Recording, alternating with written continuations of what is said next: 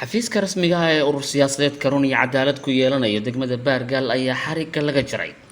waxaana ka soo qayb galay munaasabada xarig jarka xafiiska ururka gudoomiyaha degmada Baargaal mudane Cabdiraxmaan Cayna Muuse oday dhaqameed siyaasiyiin ganacsato iyo taageerayaasha ururka run iyo cadaalad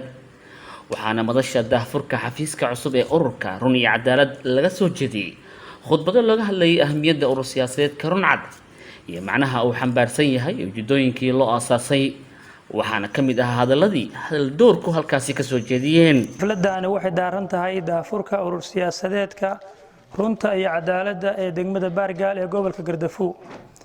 saad la socotaan Puntland waxay u gudubtay ama marxalad xisbiyada badan saas daraadeed ururkan urur siyaasadeedkan hadda laga aasaasay oo aanu maantay Baargaal ka daafurayno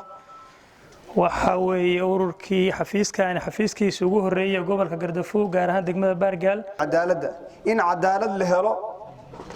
runna la helo run iyo cadaalad ma kala harayaan waa laba eray oo in aad tiraahday ay fuudahay laakiin sameynaya micnayaal fara badan oo ah in dadkii runna loo sheego cadaaladna lagu dhaqo waxayna kaafiyo waa cadaalad wadankii waxa ka jira musuqmaasuq qabyaaladaysi waxyaabo aanay dadka kaafin karin aan hadalkayga ku sii dheeraan haynba dadkayga reer Baargaal waxa laga doonayaa qof walba in uu iska xil saaro ama mas'uuliyad iska saaro wadankani inuu ku leeyahay kaalintiisana uu buuxiyo mesela waxa la rabaa qofkii inoo yimaado maantay Allahumma cadaan ba ha ahaado qofkii raba inuu deegaankan wax ka geysto ama horumar inoo wada doonayo inuu wax badan ka bedelo dib u dhac ka jira dhulkeena waxa la doonayaa in laga qayb qaato la soo dhaweeyo lana la shaqeeyo xisbigu waxa weeye iskiisba waa hogaamiyaha dal weeye hogaamiyaha dad weeye hogaamiyaha dad iyo dalba weeye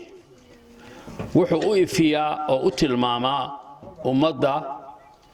dadku wuxuu raadinayo iyo mustaqbalka meeshuu higsanayo iyo xisbigu u hogaamiyaa haddii ilaahay yiraahdo waxaynu doonaynaa inuu noqdo kii Soomaaliya dhibaatada ka saara haddii ilaahay yiraahdo kii cadaalad shaqada dhalinyarada shaqa la'aanta midkii shaqa u abuura midkii amniga dalka ilaaliya midkii ciidamada u dhisa u xoojiya haddii ilaahay yiraahdo midaas baa siyaasadda uu noqon doona sida leedii sheegay aad baan ugu qanacsanahay ka soo qaybgalkan oo quruxda badan waxaana u mahadcelinayaa gudoomiyihii iyo tiimkiisii ku soo hawlaa oo si qurux badan oo wanaagsan oo xafiiskii iyo qorshayaashii kow inuu ka noqoto gobolka Gaardafuu gaar ahaan degmada Baargaal in laga furo xafiiskeena koowaad aad iyo aad baan u soo dhaweynaynaa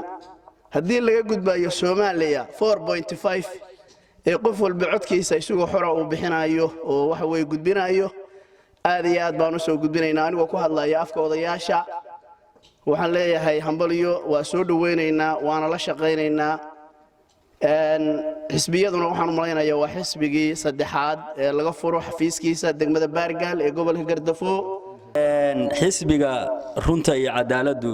waxaad moodaa maamulkeena cusub inay laba fikir iskaga dhow yihiin aad baan anigu runtii ula riyaaqay mid waxa weeye qorshaha ay wataan oo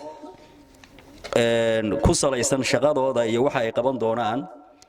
iyo meeshay u socdaan oo waraaqaha laynoo qaybiyo ku qoran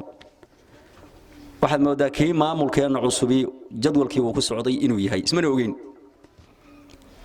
tan labaadi waxa weeye in khubaro hogaaminayso oo runtii aan u riyaaqay waa xisbiga saddexaad oo degmada Baargaal laga furo